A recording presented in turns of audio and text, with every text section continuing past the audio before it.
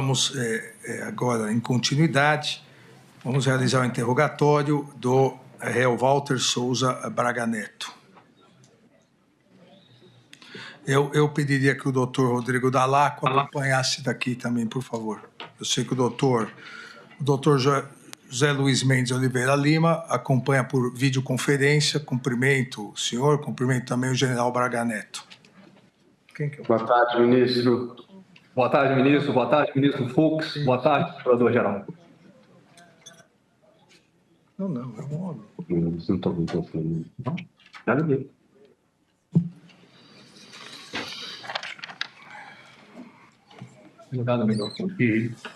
Então, o general Braga Neto, o senhor já foi devidamente qualificado. Eu, assim como os demais réus, informo o senhor que o senhor tem direito ao silêncio e à não autoincriminação, não há a necessidade, não há o compromisso de dizer a verdade. Onde o senhor reside? Rio de Janeiro, presidente. Rio de Janeiro. Profissão do senhor? Militar da Reserva, general da Reserva. O senhor já foi preso ou processado alguma vez? Eu estou preso, presidente. Fora essa vez? Fora essa vez, não, senhor. Eu sei que o senhor está. Eu que decretei. O senhor é casado, tem filhos? Casado, meus filhos são maiores. É verdadeira a acusação que lhe é feita?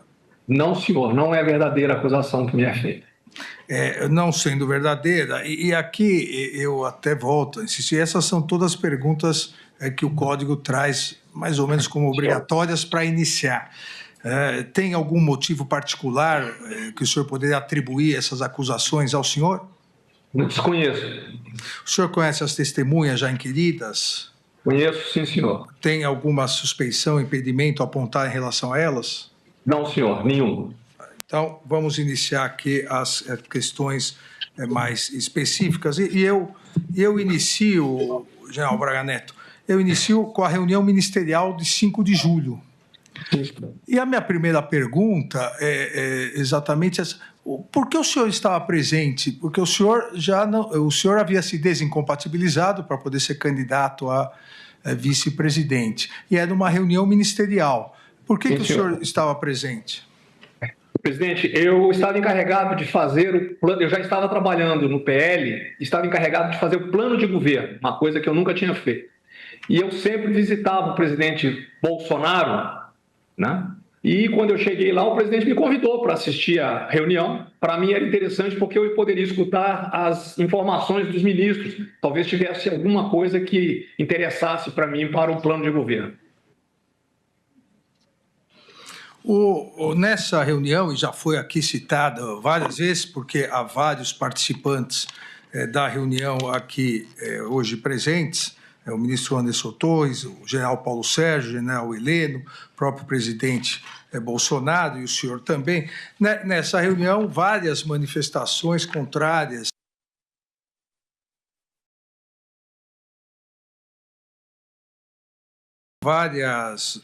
manifestações, não com críticas, porque crítica, todos podem ser criticados, mas dizendo que haveria fraudes, dizendo que a Justiça Eleitoral era conivente, que a Justiça Eleitoral tinha um lado, manifestações... Sem som.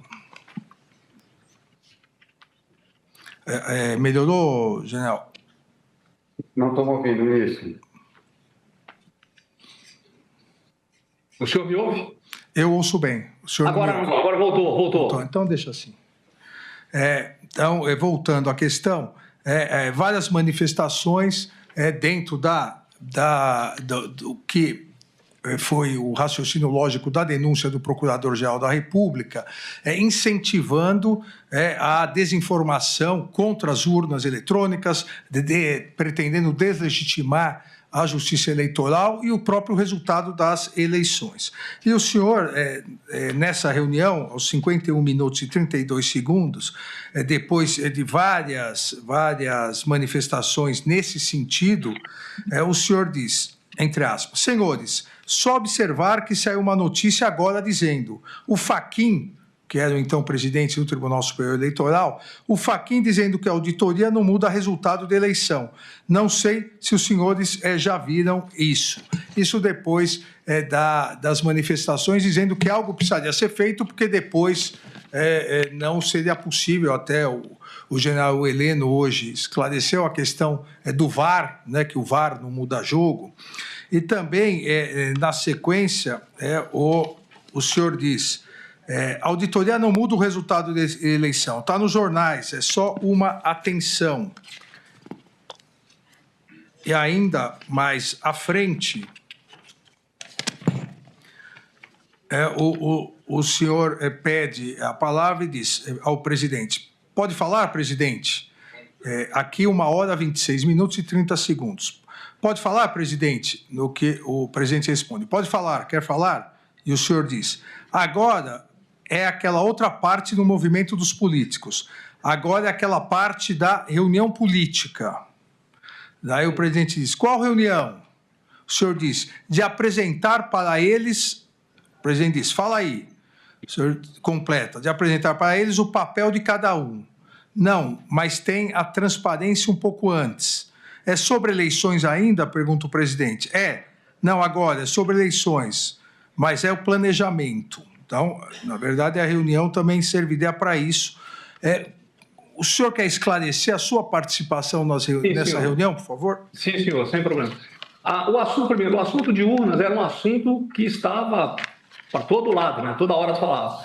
O ministro da Defesa, tinha dado uma explicação, estava prestando algum esclarecimento sobre a equipe dele que participava da ajuda no Tribunal Superior Eleitoral. E eu, por acaso, estava mexendo no telefone e a mensagem de jornal apareceu. Eu só chamei a atenção para o caso da mensagem de jornal. E há outro assunto, é exatamente isso, porque eu queria provocar que os ministros falassem de suas ideias de processos que iriam fazer no futuro, etc., para que eu pudesse alimentar o plano de governo, que era um plano de governo sequencial naquilo de um trabalho do que nós vimos fazendo de conservador, né, os valores conservadores, um plano liberal e voltado para o empreendedorismo dentro da linha do Paulo Guedes, do caminho da prosperidade. Era basicamente isso. Certo, general. Então vamos para um assunto que talvez não, me parece ser um dos mais importantes para o senhor, para ver se o senhor quer esclarecer a reunião na sua residência, a reunião no dia 12/11 de 2022. Conforme narra a denúncia e nos depoimentos também do réu colaborador e as provas da Polícia Federal que demonstram que houve essa reunião, que as pessoas estavam lá. O senhor se recorda dessa reunião? Sim, senhor, mas não foi uma reunião. Eu vou alongar na hora que o senhor me der a palavra. Não, por favor, fique à vontade. Posso? Por Sim, favor. Senhor. Então é o seguinte, presidente.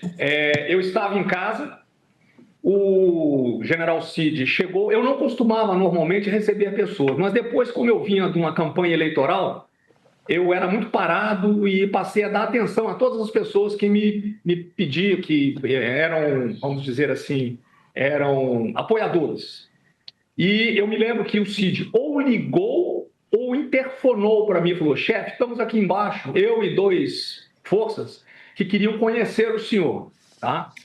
Eu deixei eles subirem, eles subiram, eu não os conhecia, inclusive foi uma das primeiras perguntas que eu fiz para eles. Eu não os conhecia, perguntei se já tinham servido comigo. Eu lembro que um deles disse para mim que estava na escola de comando Estado-Maior, na época da intervenção. Foi a única época que eu tive contato com forças assim, mas na época da intervenção e no GLO, né, para evitar estava tendo muito roubo de carga no Rio de Janeiro.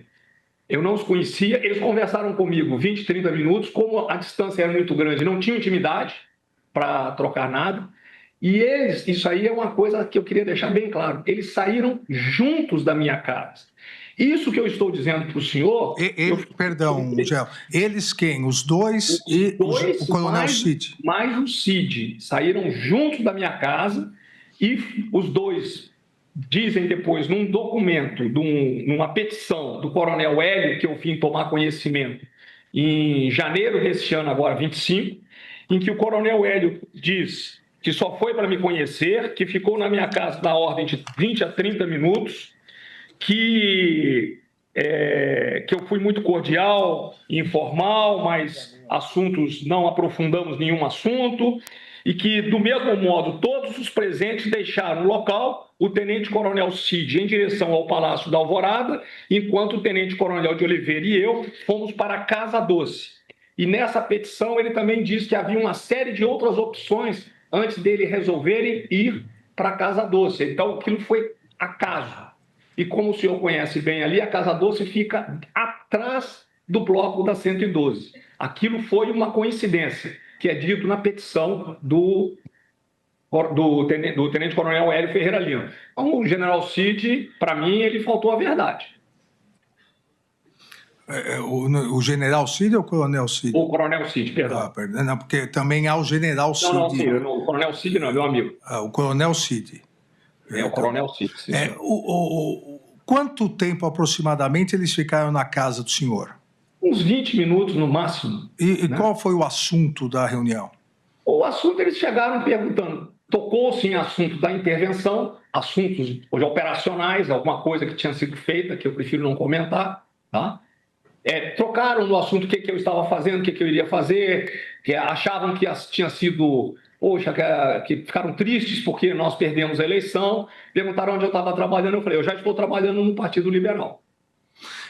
Foi genérico. Eles não tinham intimidade para entrar em assuntos detalhados, delicados comigo. Não tinham essa intimidade. Eles não chegaram a falar que pretendiam fazer alguma operação, algo assim? Senhor. Não, senhor. Não tocaram em assunto nenhum de operação.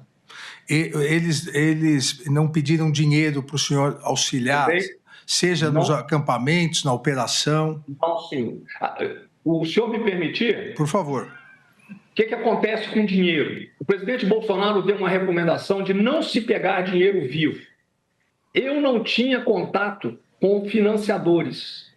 Como é que era feito? As pessoas queriam doar dinheiro para a campanha do presidente. Muitas não queriam doar para o partido. Então foi aberta uma conta para a campanha, para a nossa chapa. Tá? Foi colocada uma pessoa. Quando nós íamos em algum lugar, era distribuído pelo político que organizava, porque quem conhece as pessoas do local são os políticos do local. Eles distribuíam um cartão que tinha sido feito pelo PL, e esse cartão tinha uma conta, e esse dinheiro entrava, e ele só saía de acordo com as normas previstas pelo Tribunal Superior Eleitoral. Depois dessa reunião, na sua casa, nessa reunião, o senhor entrou em contato novamente com esses dois militares citados? Nunca mais eu tive contato. Eles não constam nem nos meus contatos telefônicos. Eu nunca mais tive contato, nem por telefone, nem por mensagem. E com o coronel Cid, o senhor teve contatos novamente sobre essa reunião? Não, senhor. Não tive contato sobre essa reunião. Eles foram... Aquilo lá foi uma visita de... Eu considerei uma visita de cortesia de pessoas que me apoiaram na campanha.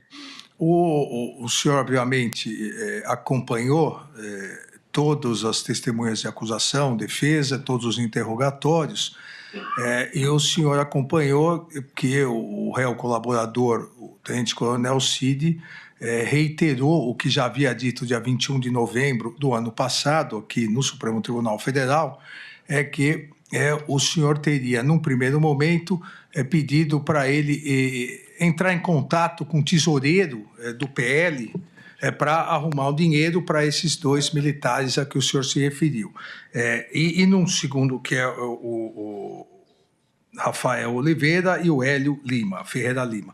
E ele teria dito que conversou com alguém do PL, um coronel, que seria um tesoureiro do PL, que disse que não seria possível, e aí o senhor teria arrumado, supostamente vindo de alguém do agronegócio, o dinheiro, e teria entregue a ele, no próprio Alvorada, o dinheiro numa caixa de vinho para ele entregar a esses dois militares.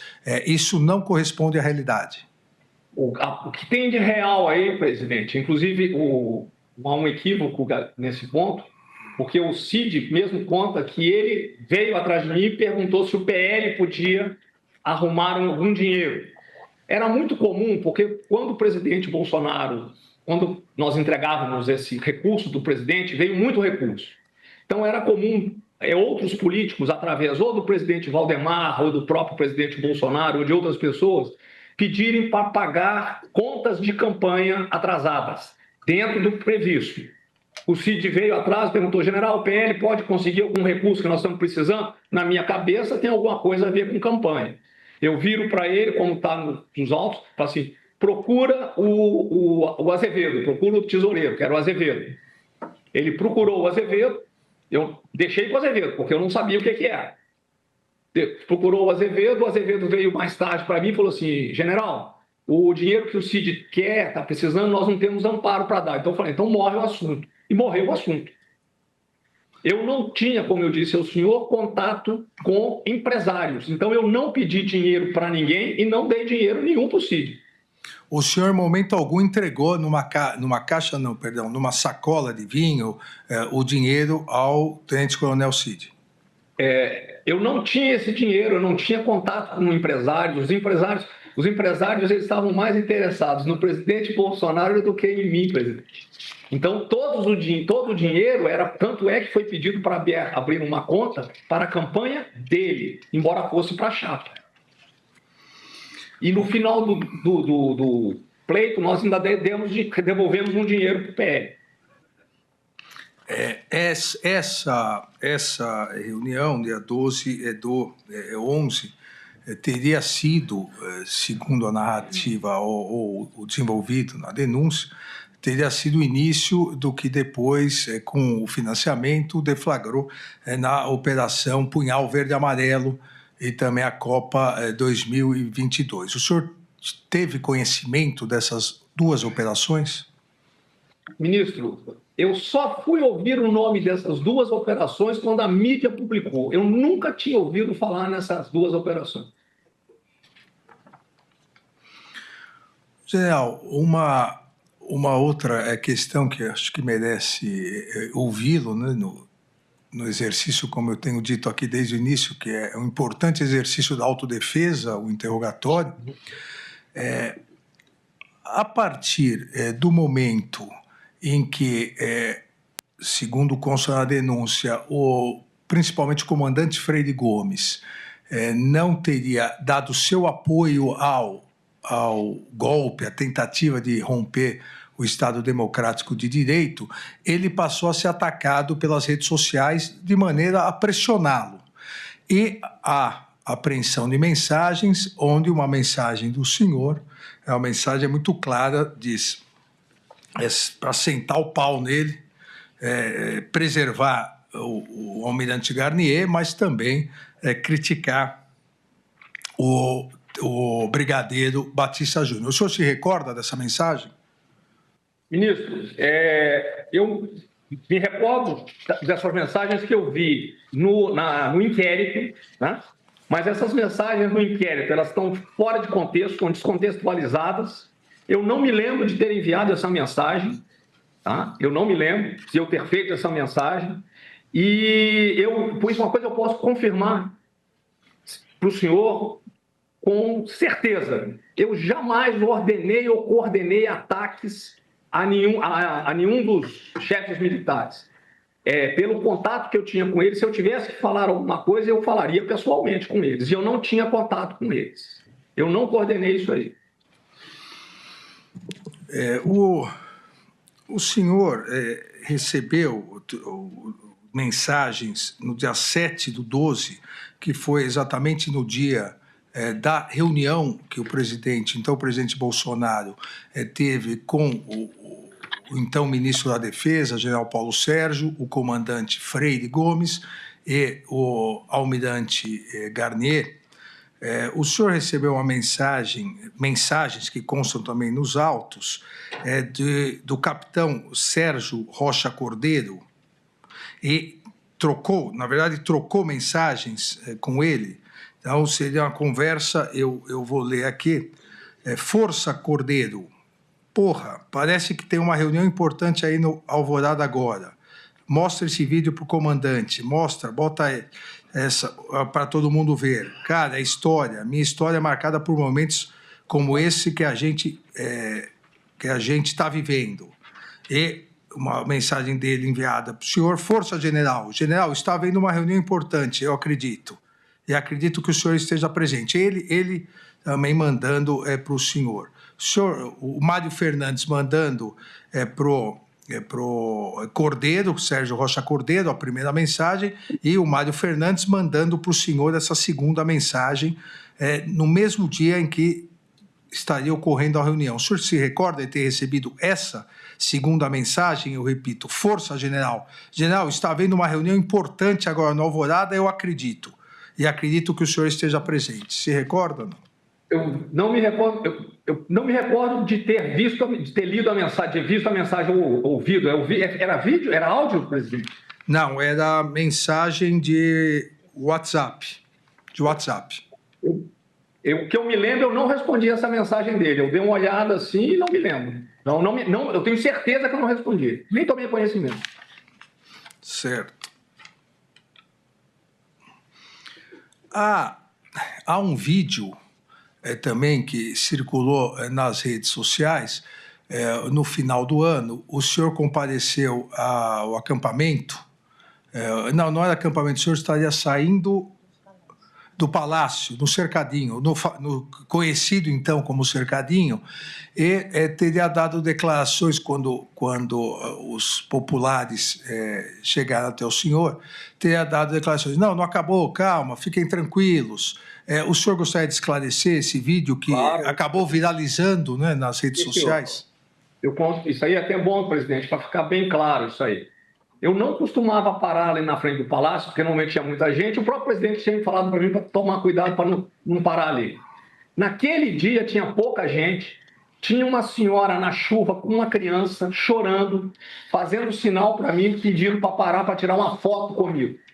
Quando eu parei ao lado da senhora, ela começou a chorar, né? Eu até abraço a senhora, eu estava até com uma bala na boca, eu lembro desse vídeo. Estava com a bala na boca. Ela chorando, eu falei: minha senhora, eu falo, vamos ter fé para ela, normal, né?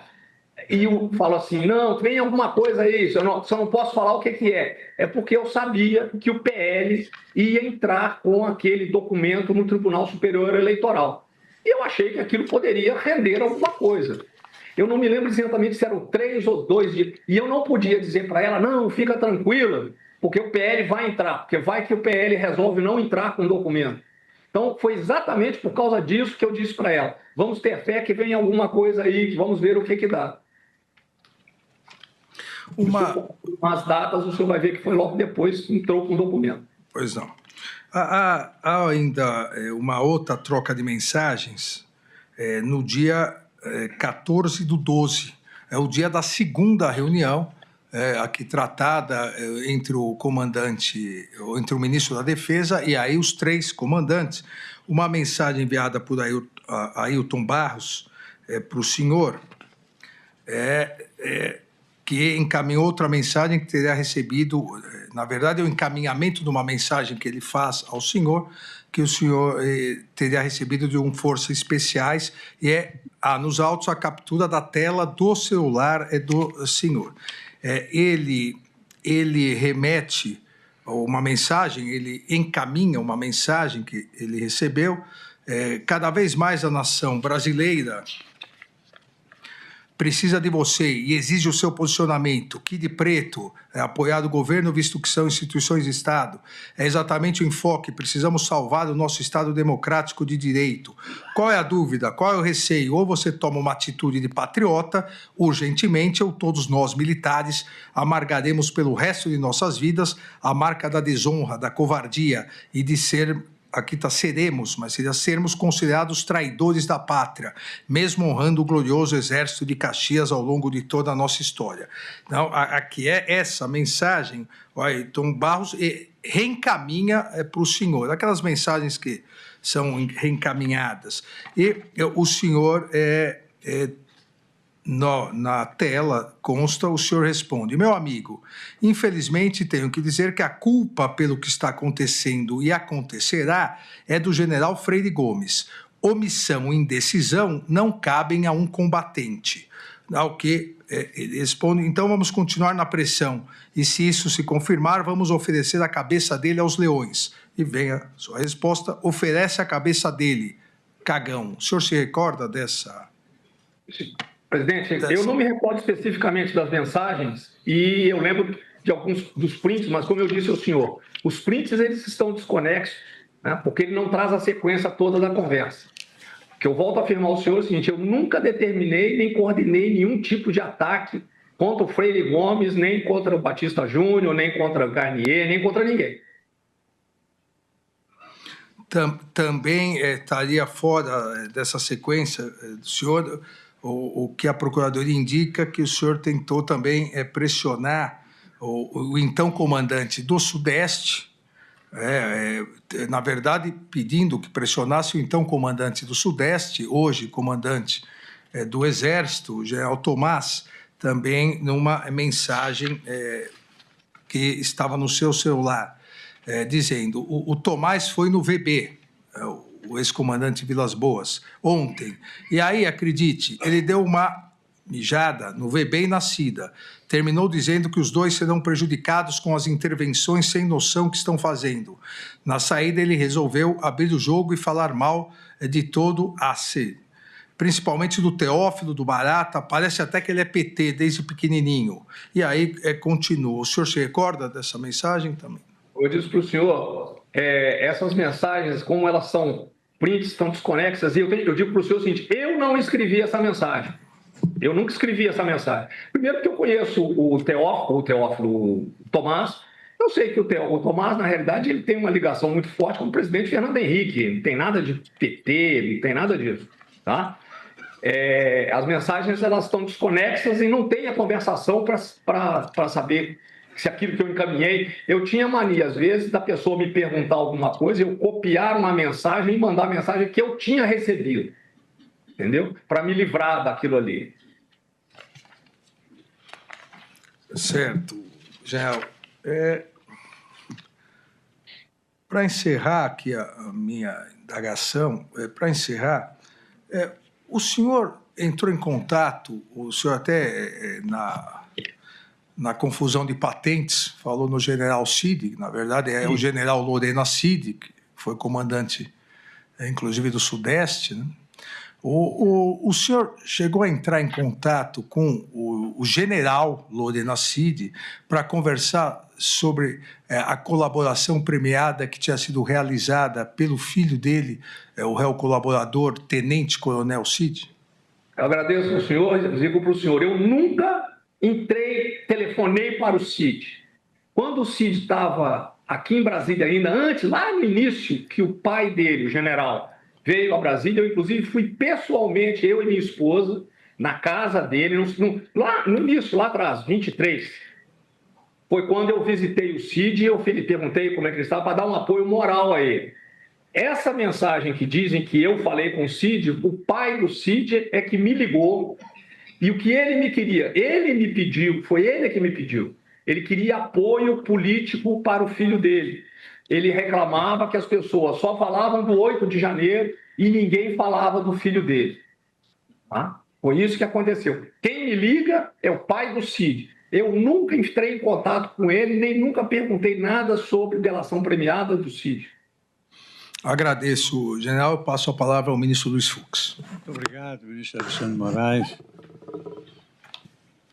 General, o senhor visitou em alguma oportunidade o acampamento? Boa tarde, ministro. É um prazer rever o senhor. Seguinte, eu passei na frente do acampamento uma vez de moto para poder ver como é que estava, porque o presidente mesmo aconselhou que nós não parássemos no acampamento, não fôssemos no acampamento. E quando houve uma reunião do alto comando do Exército, início de dezembro, eu acho, eu não me lembro bem a data, não acho que foi início de dezembro. Foi início de dezembro ou início de novembro. Houve uma reunião de aniversário do alto comando com todos os generais da reserva que foram, 40, 50. Eu não passei no acampamento, mas do alto, lá do prédio do comando do Exército, nós víamos o acampamento, lá embaixo. Foi as únicas vezes que eu fiz. E eu passei uma vez de moto ali para ver, para ter uma ideia, porque todo mundo falava, mas não parei.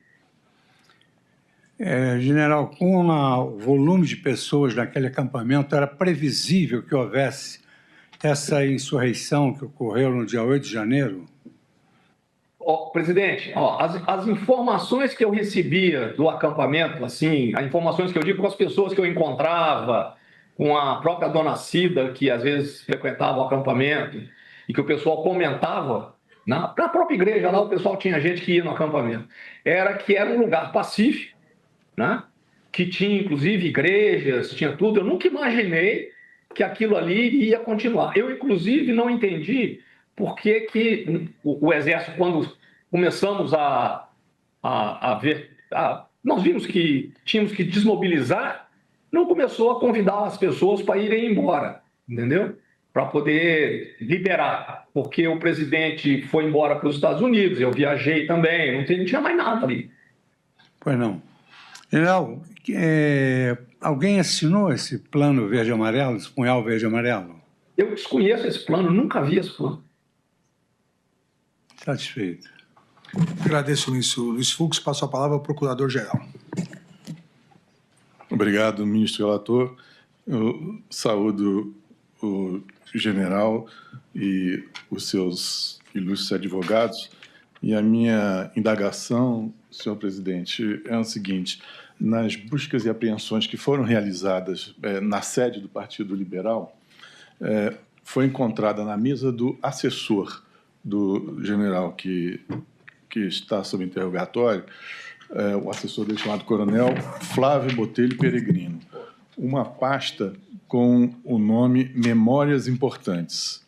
E nessa pasta continha um esboço da denominada Operação 142.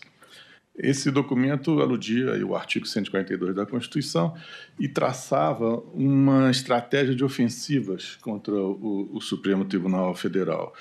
Mencionava um decreto presidencial de ruptura com a normalidade democrática e falava em controle da narrativa midiática. O plano previa ações como anulação das eleições, prorrogação dos mandatos, substituição de todo o TSE e preparação de novas eleições. E, no final, o documento estabelecia: Lula não sobe a rampa. Esse foi arquivado numa pasta com esse nome Memória Importante. Eu gostaria de saber do general se ele tem algo a dizer sobre esse documento. Por favor, general. O Peregrino, ele era um assessor meu voltado basicamente para a comunicação social e ele fazia media training para mim e tudo mais. Ele nunca me apresentou esse documento. Eu vi o documento, eu vi o esboço, aquele é um pedaço de papel com um desenho escrito. Eu vi quando eu tive acesso ao inquérito, mas o Peregrino nunca me apresentou aquilo, nem tocou no assunto. Mas ele era encarregado de fazer qualquer possibilidade de arguição que eu tivesse, ele me preparava para a mídia training. É só, presidente. Muito obrigado. Agradeço ao Procurador-Geral da República. Eu passo a palavra ao doutor Jair Alves Pereira, advogado do réu colaborador. Sem perguntas, ministro. Obrigado. Agradeço. Então, eu passo a palavra aos advogados do depoente. Eu passo a palavra inicialmente ao doutor José Luiz Mendes Oliveira Lima. Boa tarde, ministro Alexandre de Moraes. Boa tarde. Boa tarde, ministro Luiz Fux. Boa tarde, doutor Paulo Gonet, senhores servidores da Justiça, eminentes advogados. Boa tarde, general Braga Neto. Boa tarde. No ano de 2021, Sim. foi instituída a Comissão de Transparência Eleitoral. As Forças Armadas naquela oportunidade foram representadas pelo general da divisão Éder Garcia Portela. Sim. Durante as eleições de 22, essa comissão fez um relatório de fiscalização do sistema eletrônico. O senhor teve ciência desse relatório, general? Eu sabia que tinha o relatório, mas eu tenho por norma, toda vez que eu saio de uma função, eu não me intrometo mais naquele local. Isso aí era uma função relativa ao novo ministro da Defesa. Eu tomei ciência que havia o relatório, aquela ciência que sai na mídia só. Em novembro de 22, general, o senhor recebeu do Mauro Cid um documento nominado Sim. Bolsonaro Minuto Defesa 0611, semifinal. Interessado ao então ministro da Defesa, general Paulo Sérgio Nogueira de Oliveira. Esse documento aponta supostas fraudes nas urnas eletrônicas. O senhor participou objetivamente da elaboração desse documento? Eu, para ser sincero, eu tinha muito documento que eu recebia muita mensagem. Então, eu não me lembro nem de ter recebido esse documento. Tá? Não me lembro de ter recebido e não participei essas reuniões que tratavam sobre questões de urnas eletrônicas, eu não participava delas. E por que o Mauro Cid teria encaminhado isso ao senhor? Muitas pessoas tinham na cabeça que eu era a pessoa, o braço direito do Bolsonaro, eu estava ligado porque eu era candidato a vice-presidente, para me dar conhecimento, porque eu tinha sido candidato a vice-presidente, porque eu estava no PL, eu não sei o motivo que ele me fez. E o senhor discutiu esse documento com o Mauro, Não. com o general Paulo Sérgio Nogueira ou com alguma outra pessoa? Não, senhor, nunca discuti esse documento com ninguém. Na opinião do senhor e pela experiência do senhor, a eleição de 2022 teve fraude? Não, senhor, teve fraude. General, eu vou precisar ser específico, mais específico sobre algumas questões que foram colocadas, ministro Alexandre, rapidamente. Eu preciso ser mais... O senhor tem conhecimento, o senhor teve conhecimento, na época, de qualquer tipo de plano que atentasse contra a vida de ministros, entre eles o eminente ministro Alexandre de Moraes, ou integrantes do Poder Executivo? Doutor, é o seguinte, eu fui para fora do Brasil, fiquei 9 meses numa área de combate numa brigada australiana defendendo a democracia. Eu sou um democrata, eu não queria participar de um plano, apoiar um plano que falasse de atentado contra autoridades do legislativo, autoridades brasileiras, do executivo, não queria participar de um plano desse. O senhor participou da discussão de alguma elaboração de algum outro plano? Não, senhor, não participei.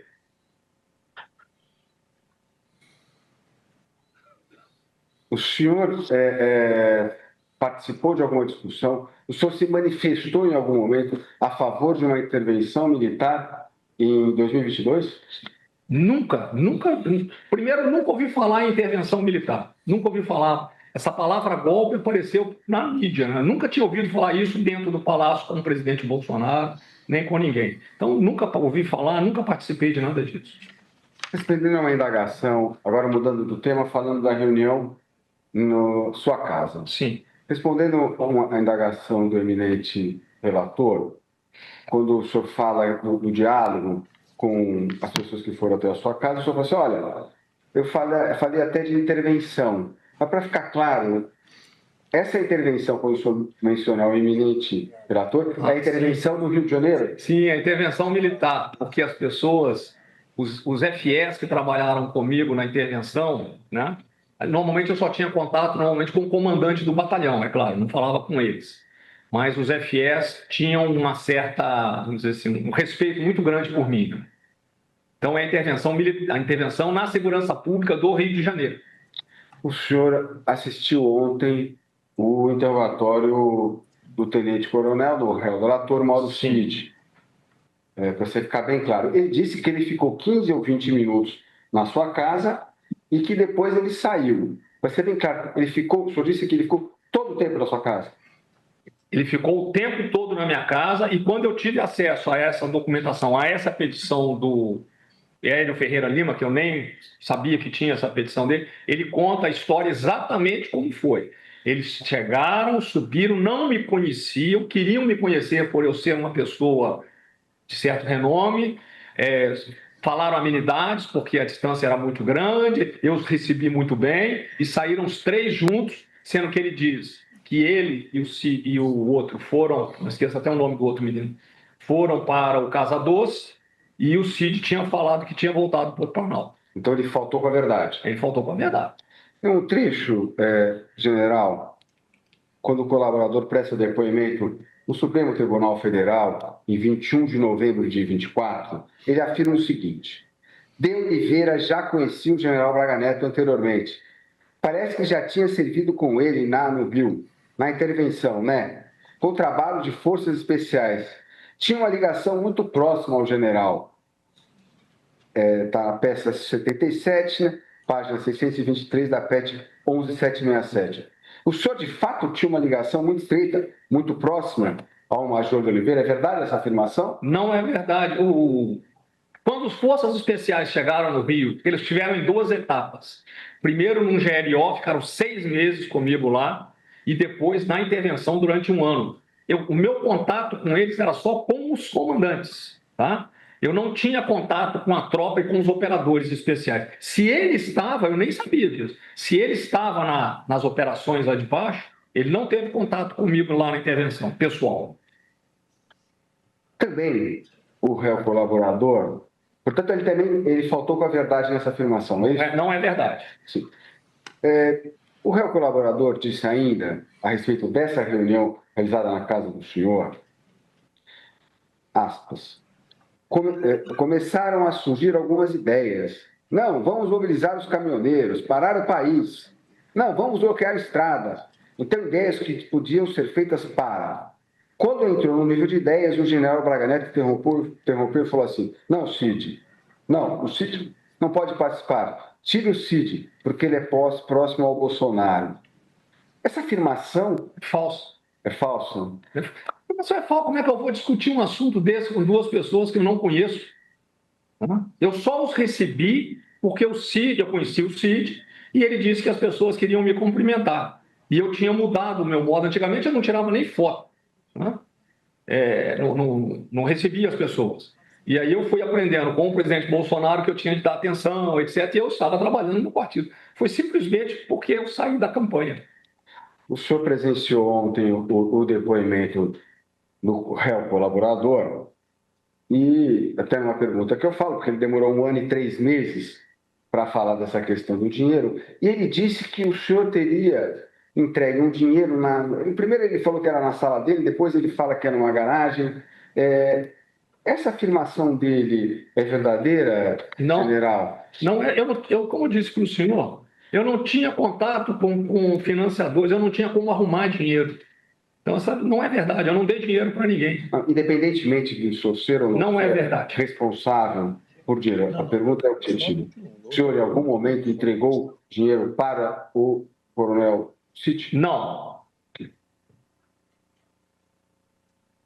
O tema agora vai ser a representação eleitoral para verificação extraordinária apresentada pelo Partido Liberal em 22 de novembro de 2022. O senhor teve alguma participação na produção do material por parte do PL? Não, senhor, não tive nenhuma participação. Quando terminou a eleição, eu passei a me dedicar eu fui trabalhar para o PL e para mim tudo era novidade. O partido passou a ser o maior partido do país, então eu passei a estudar os partidos para poder organizar e alinhar o partido, já que o presidente Bolsonaro ia ser o presidente de honra, com o nosso plano de governo, a documentação do partido, fazia sugestões ao presidente Valdemar, eu ia no presidente Valdemar para saber como é que nós iríamos fazer esse trabalho todo, e trabalhar também os movimentos, porque eu comentei com o presidente e conversei com o pessoal, que nós tínhamos de nos focar nas eleições para prefeitos e vereadores. O senhor tinha conhecimento do conteúdo dessa representação eleitoral? Não, eu sabia que ia sair a representação, mas eu nunca li o documento, nunca vi o documento. O senhor assinou algum documento referente a esse recurso, uma procuração, uma petição? Não que eu me lembro, não. O senhor sabe dizer o motivo, general, pelo o nome do senhor constar nesse recurso? Eu acredito que é porque é a chapa que entra, então meu nome aparece porque a chapa éramos eu e o presidente.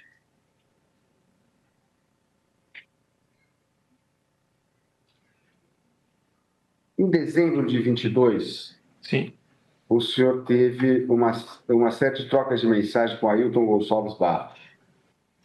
Quando o senhor conheceu o senhor Ailton Barros? Eu não conhecia o Ailton, eu fui conhecer o Ailton no PL. Tinham alguns candidatos lá do Rio de Janeiro que vieram e me chamaram para poder tirar foto com os candidatos. Foi quando eu conheci o Ailton. Eu conheci o Ailton de nome no Exército, porque ele tinha sido excluído do Exército. E como é que ele consegue o seu WhatsApp? A todas as pessoas que iam lá pediam meu telefone, eu pegava o meu telefone com o secretário, todos eles pegavam o meu, tentavam pegar o do Bolsonaro, às vezes pediu do Bolsonaro, ele mandava eu dar o meu. O senhor fez alguma reunião com ele? Nunca tive reunião com o Ailton, nunca tive. Ele é uma pessoa influente no Exército? Não, o Ailton foi excluído do Exército, não tem influência no Exército.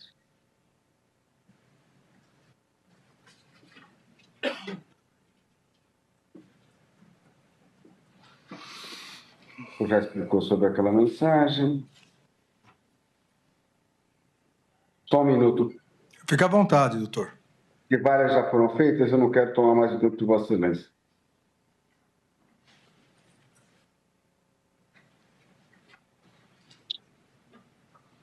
Em determinado momento, general, o réu colaborador, o senhor já apontou que ele faltou com a verdade em algumas oportunidades, ele fala o seguinte: Mauro Cid afirmou em sua delação que o general Braga Neto ele estava rachado com os generais da ativa.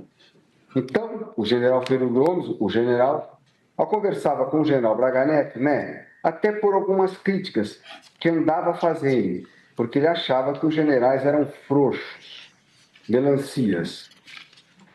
A pergunta a respeito dessa fala do réu colaborador: por qual motivo, se é que é verdade, que o senhor estava rachado com os generais da ativa?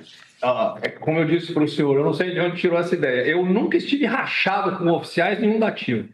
Eu não os procurava em virtude do seguinte: eu era um candidato a vice-presidente, eles estavam na ativa, eu estava na reserva, eu estava trabalhando num partido político, então eu evitava o contato, estava tendo aquelas manifestações, então eu evitava o contato exatamente para não misturar isso com a parte profissional. Mas, ao contrário, eu prezo muito o Freire, não estava rachado com ninguém.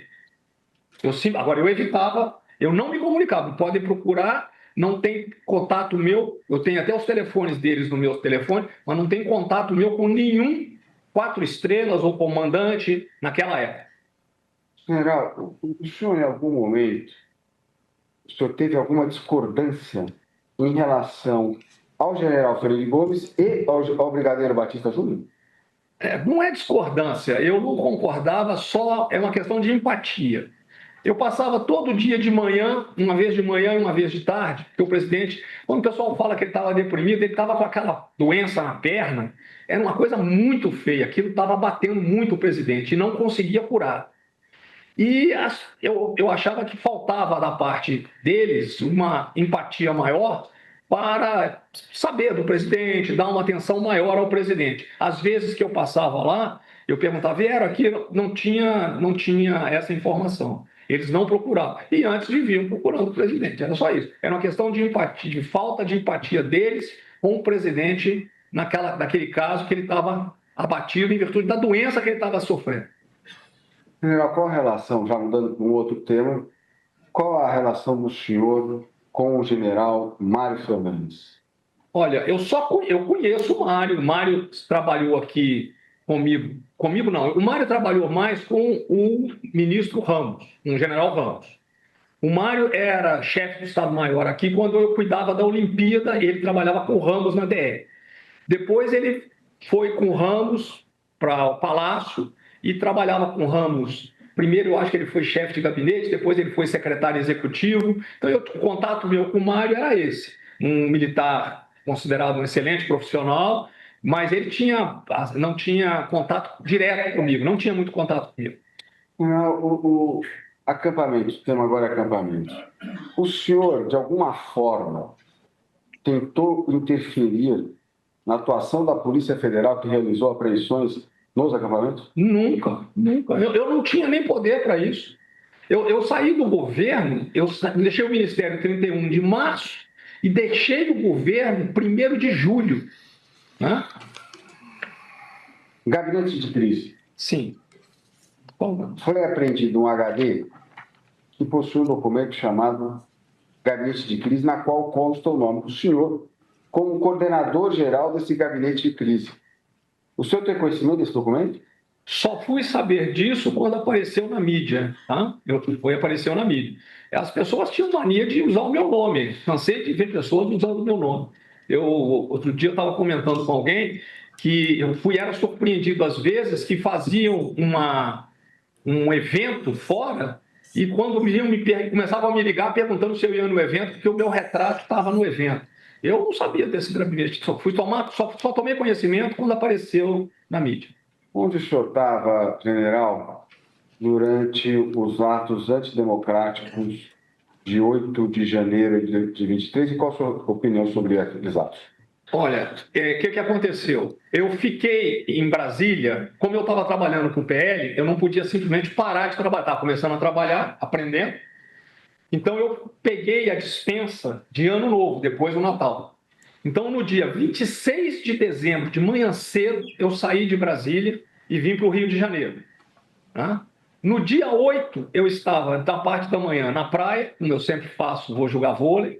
E à tarde, meu cachorro deu um problema, né? Porque a minha esposa brinca que é o meu neto.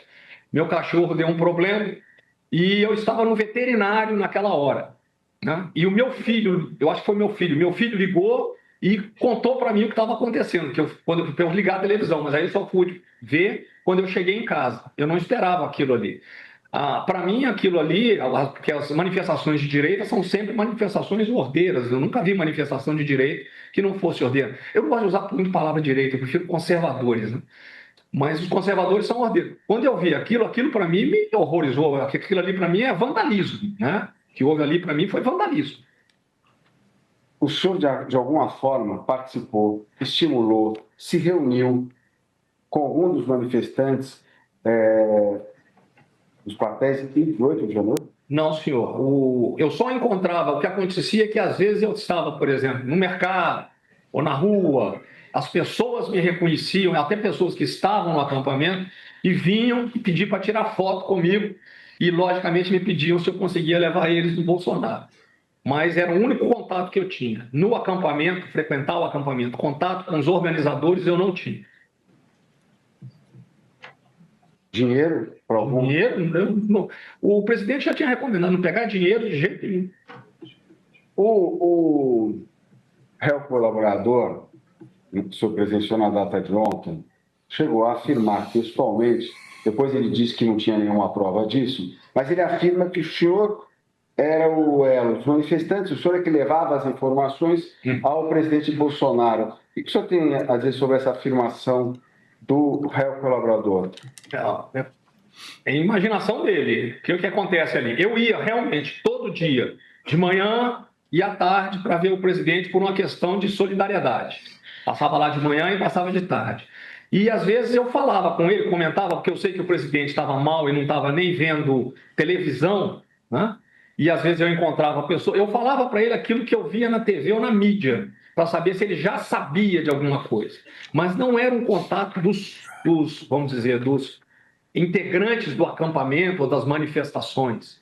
Era notícia de mídia que eu tinha recebido, que o pai contava se ele tinha sabido. Aquilo que saía nas mídias sociais, normalmente ele sabia de tudo, porque ele não sabia de coisas que às vezes passavam na televisão. Estou concluindo, presidente. O réu colaborador, Mauro Cid, também informou que o senhor, vou ler, intermediou, agora não sei quais eram os contatos dele, para que os caminhoneiros não parassem o país, para que não tivesse nada de pesado. O senhor confirma essa afirmação feita pelo réu colaborador? Negativo. O próprio presidente já disse que quem fez a mensagem para os caminhoneiros foi ele. Eu não tinha contato com essas pessoas, não. Não sabiam nem quem eram os integrantes desses caminhoneiros. Presidente, satisfeito, mais uma vez eu agradeço a atenção e a paciência de Vossa Excelência com a defesa. Não, eu agradeço, doutor José Luiz Mendes de Oliveira Lima. Eu indago agora, na sequência, o doutor Paulo Renato, se tem alguma questão. Sem questões, Excelência. Doutor Demóstenes Torres. Sem perguntas, Excelência. Doutor Elmar Novak. Sem perguntas, ministro. Doutor Matheus Milanês. Sem perguntas, Excelência. Doutor Celso Vilardi. Sem perguntas. Doutor André Farias. Sem perguntas, Excelência. Então, agradeço e também dispenso o advogado para voltar ao seu local. Com isso, nós encerramos todos os interrogatórios. Encerrados os interrogatórios, eu declaro encerrada a audiência de instrução da ação penal 2668. Eu determino já saem as partes intimadas para eventuais requerimentos e diligências complementares, nos termos do artigo 402 do Código de Processo Penal e o artigo 10 da Lei 8.038 de 90, que rege o procedimento especial aqui no Supremo Tribunal Federal, no prazo comum, como determina a Lei 8.038, de 5 dias. Também nesse momento, uma vez já ouvido todas as testemunhas de acusação e defesa e ouvidos os réus, todos interrogados, eu revogo a medida cautelar que impus em 26 de janeiro de 2024, de proibição dos réus manterem contato entre si. Então, os réus Almir Garnier Santos, Anderson Gustavo Torres, Augusto Heleno Ribeiro Pereira, Jair Messias Bolsonaro, Paulo Sérgio Nogueira de Oliveira, Walter Souza Braga Neto e Alexandre Ramagem estão dispensados dessa proibição de, eventualmente, voltarem a manter contato entre si. Eu quero aqui agradecer a presença do eminente ministro Luiz Fux, agradecer a presença do Procurador-Geral da República e de sua equipe aqui presente, agradecer a cada um dos advogados pela tranquilidade, pela lhaneza que conseguimos imprimir nesses 2 dias, dizer que eu cumpri a minha promessa, amanhã todos vão poder tomar um belo brunch, na quinta-feira, dia dos namorados, um belo jantar, e sexta, dia de Santo Antônio. Eu não sei se aqui fala quermesse ou festa junina, mas também foi bom que nós já conseguimos encerrar essa audiência de instrução. Então, agradeço muito aos servidores e faço em nome da minha chefe de gabinete, a doutora Cristina, pela organização e pela realização desses interrogatórios. Nos termos, e será a última vez que os senhores ouvirão e as senhoras isso de mim, por muito tempo, nos termos do parágrafo 1º do artigo 405 do Código de Processo Penal, como a audiência foi registrada no audiovisual, sistema de audiovisual e mídia, não há necessidade de assinatura do termo de audiência, transcrição será imediatamente disponibilizada nos autos. Desejo um bom descanso e uma boa noite a todos e encerro a sessão.